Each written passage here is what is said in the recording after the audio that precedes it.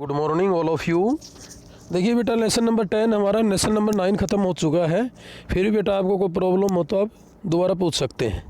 Lesson number 10 है हमारा kinesiology biomechanics और खेल।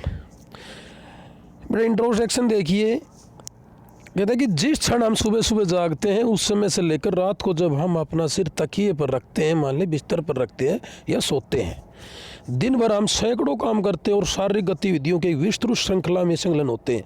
संलग्न विस्तृत श्रृंखला में एक से मिलना घुलना तथा गतिविधियों विस्तृत श्रृंखला में संलग्न होते हैं। मानव क्रियाएं हमारे व्यक्तिगत स्वास्थ्य कल्याण और शारीरिक उपलब्धियों को भिन्न भिन्न तरीकों से प्रभावित करती हैं। कहते हैं जो मानव क्रियाएं कौन सी होती हैं?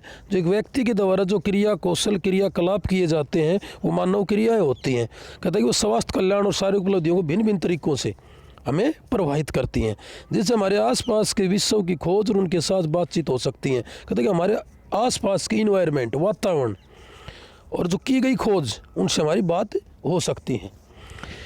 काइनेशियोलॉजी जिसे ह्यूमन काइनेटिक्स भी कहते हैं, मनुष्य के मूवमेंट से जुड़ा विज्ञान है। कहते हैं काइनेशियोलॉजी मनुष्य की मूवमेंट से जुड़ा हुआ एक विज्ञान है।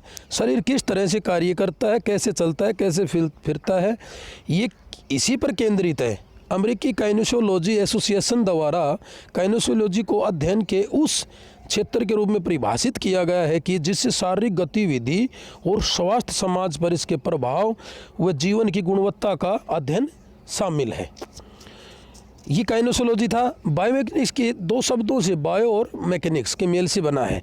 बायो का अर्थ है सजीव वस्तुएं और मैकेनिक्स का अर्थ है भौतिक का क्षेत्र अर्थात शरीर की गतिविधियों संबंधित शक्ति। यह भी कहा जा सकता है कि बायोमैकेनिक्स जीव तंत्र पर बल के आरोपण व उनके प्रभाव का अध्ययन है। जीव यांत्रिक बायोमैकेनिक्स का अध्ययन मानवीय गतिविधियों का ज्ञान प्रदान करता है और उन शक्तियों का ज्ञान प्रदान करता है जो मानव की गतिविधियों पर प्रभाव डालती हैं। जैव यांत्रिक बेहतर कार्य प्रदर्शन के लिए उचित गतिविधियों के बारे में जानने में सहायता करते हैं। जीव यांत्रिक के सिद्धांत को बहुत से अध्ययन क्षेत्रों में प्रयोग किया जा सकता है, जिनमें जीव विज्ञान, भौतिक और व्यावसायिक उपचार, शरीर विज्ञान, इंजीनियरिंग, एयर फोर्सेज इंजीनियरिंग और चिकित्सा शामिल है। जीव यांत्रिक विश्लेषण खेल में लगने वाली चोटों और सुरक्षा को बढ़ाने में सहायक है। शारीरिक प्रभावी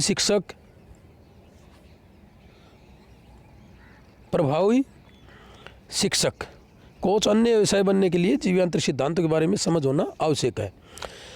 शारीरिक शिक्षा के अध्यापक को प्रशिक्षक के विभिन्न कार्य निम्नलिखित हैं।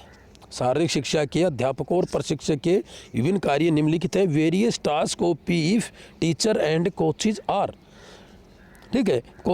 कौशल के निष्पादन और दौरान छात्र और एथलीट की मूवमेंट को पैटर्न का अवलोकन करना। जो कौशल के द्वारा जो अभ्यास करवाया जाता है, जो क्रिया कौशल होते हैं, उसके दौरान छात्र और एथलीट जो खिलाड़ी होते हैं उनकी मूवमेंट का पैटर्न का अवलोकन करना। गलतियों को सुधार और प्रक्रिया देना, जो गलतियाँ होती हैं उनको सुधार करना और उनको नई नई प्रक्रिया देना।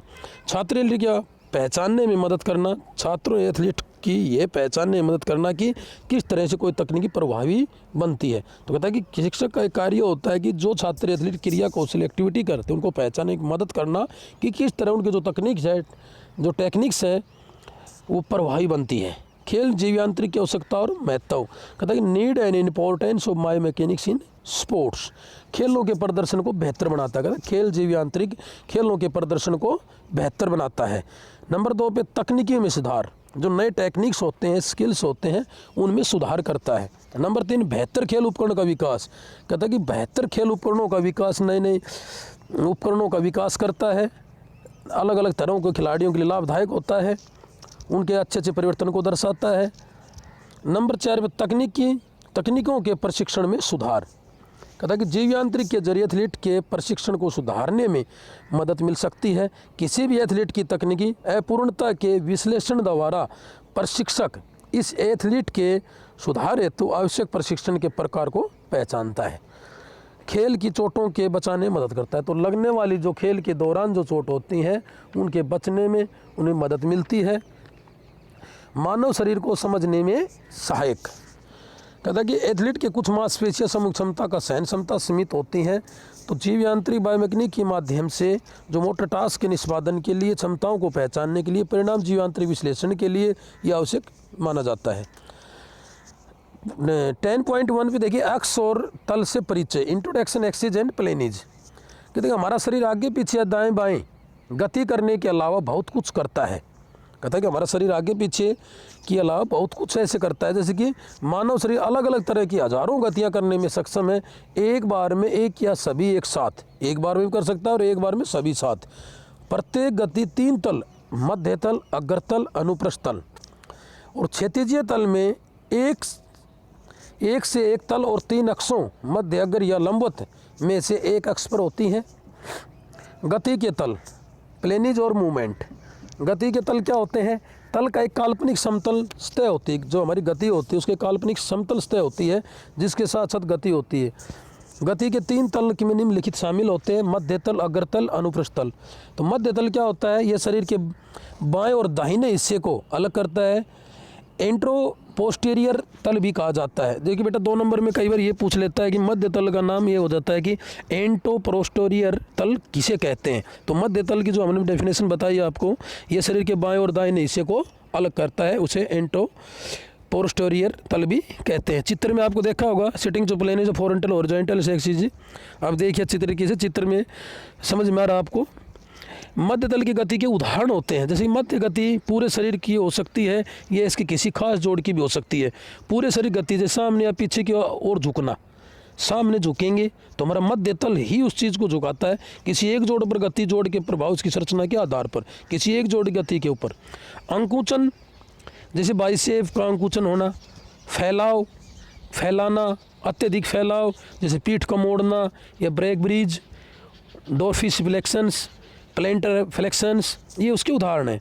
नंबर 2 पे देखिए अग्रतल। ये शरीर को आगे और पीछे हिस्सों को अलग करता है। हमने मध्य तल में क्या बताया? ये शरीर के बाएं और दाहिने हिस्से को अलग करता है, बाएं और दाहिने हिस्से को, बाएं और दाएं हिस्से को जैसे हम साइड में देखते हैं। और अग्रतल में क्या होता है? ये शरीर को आगे और पीछे जब मुड़ते हिस्से को अलग करता है, जिसको कोरोनल तल भी कहते हैं। 2 नंबर में आ जाता है कि कोरोनल तल किसे कहते हैं। कोरोनल तल क्या होता है? यह शरीर को आगे पीछे करेगा तो कोरोनल तल होता है। जो दाएं बाएं होता है कि एंटोपोस्टीरियर पोस्टेरियर तल भी कहते हैं। दाएं बाएं करता है उसको एंटोपोस्टीरियर तल कहते हैं, और आगे पीछे करता है उसको कोरोनल तल भी कहते हैं, कोरोनल तल भी कहते हैं, जिसको अग्रतल है। अग्रतल की उदाहरण क्या है? कहता है कि पूरे शरीर गतियाँ जैसे बाएं और दाएं का कार्वट व्हील होते हैं। एकल जोड़ की गतियाँ अपावर्तन और अभिवर्तन। आगे बताएंगे बेटा अपवर्तन क्या होता है, अभिवर्तन क्या होता है। अपावर्तन में जैसे पैर को सीधे किनारे की ओर उठाना, एबडक्शन बोलते हैं, और एडक्शन अभिवर्तन जैसे हाथ को सीधे नीचे की ओर होते हुए शरीर के पिछले हिस्से में ले जाना, ये होता है अग्रतल। अग्रतल को कोरोनल तल भी कहते हैं, जो आगे पीछे होता है। नंबर 3 पे अनुप्रस्थ तल क्या होता है? जो ट्रांसवर्सस प्लेन्स क्या होते हैं? ये शरीर के ऊपरी और निचले हिस्से को अलग करता है। अनुप्रस्थ तल हमने 3 तल बताए, मध्य तल, अग्रतल, अनुप्रस्थ तल। इनमें से बेटा एक क्वेश्चन हमेशा आता है, अग्रतल, अनुप्रस्थ तल और मध्य तल।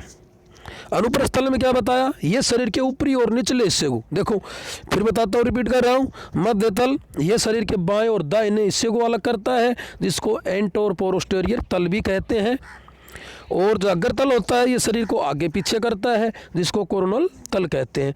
और अनुप्रस्थ तल क्या होता है? यह शरीर के ऊपरी और निचले हिस्से को अलग करता है, जिसे क्षैतिजीय तल भी कहते हैं। फिर बेटा समझ में नहीं आया तो दोबारा पूछ सकते हैं, या आपको इनके नाम ध्यान रखने अच्छी तरीके से।